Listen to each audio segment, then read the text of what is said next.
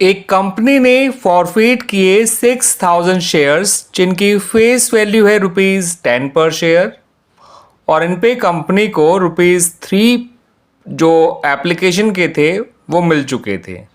ठीक है बच्चों, अब इनमें से 4,000 शेयर्स को ही रीइशू किया गया एट ₹12 पर share as fully paid up. आपको इतनी इंफॉर्मेशन के बेसिस पे ये बताना है कि कितना अमाउंट कैपिटल रिजर्व में ट्रांसफर किया जाएगा।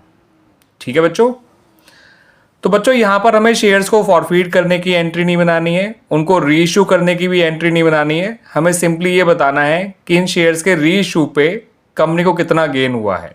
ठीक है बच्चों,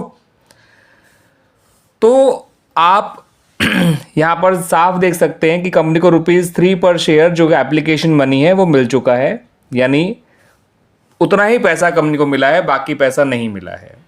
तो जो पैसा नहीं मिला हमें उससे मतलब भी नहीं है।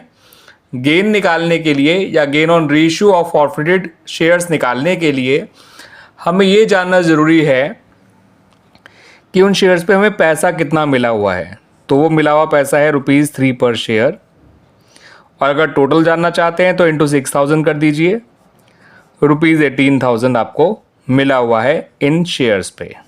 ठीक है, बट ₹3 पर शेयर काफ़ी होगा, अभी मैं आपको बता दूंगा कैसे।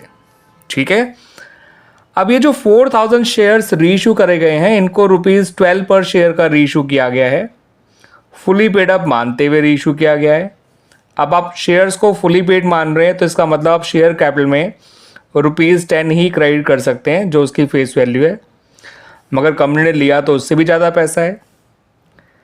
इसका मतलब ये जो शेयर्स रीइशू हुए हैं, ठीक है बच्चों, ये एट प्रीमियम हुए हैं। कैसे हुए हैं? रीइशू एट प्रीमियम, यानी कि इन शेयर्स के रीइशू पे कंपनी को कोई डिस्काउंट नहीं देना पड़ा है। ठीक है बच्चों,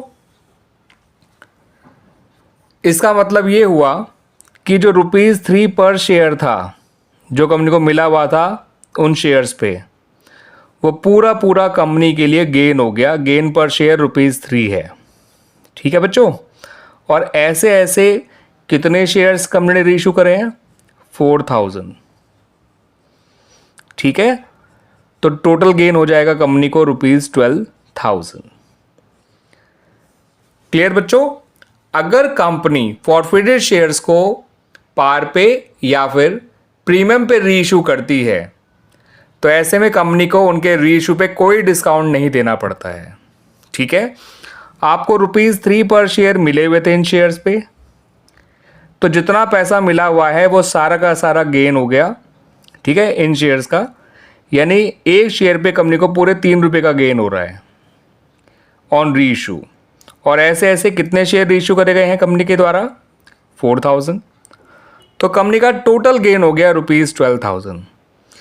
ठीक है बच्चों, हमें यहाँ पर उन 6,000 शेयर से कोई मतलब नहीं है वैसे तो, दैट्स वाई मैं कह रहा था कि आप इसे इंटू 6,000 ना भी करें तो काम चल जाएगा, क्योंकि हमसे यहाँ पर कोई एंट्री नहीं मांगी गई है। हमसे सिंपली ये पूछा गया है कि गेन कितना हुआ है on the reissue of forfeited shares. तो उसके लिए फॉरफिटेड अमाउंट पर शेयर जानना काफ़ी था, डिस्काउंट पर शेयर भी जानना काफ़ी था जो कि 0 है, क्योंकि शेयर्स रीइशू किए गए हैं एट अ प्रीमियम।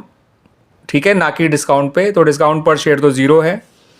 अब गेन पर शेयर निकालने के लिए, जिसे मैं जीपीएस बोलता हूँ, आप भी ध्यान रख लीजिएगा इस बात को, जितना फॉरफिट अमाउंट पर शेयर है जो कि ₹3 है, माइनस जितना डिस्काउंट ऑन रीइशू है पर शेयर उसे माइनस कर दीजिए, डिस्काउंट ऑन रीइशू पर शेयर माइनस कर दीजिए जो कि 0 है यहाँ पर, और मल्टीप्लाई कर दीजिए नंबर ऑफ शेयर्स रीइशूड से।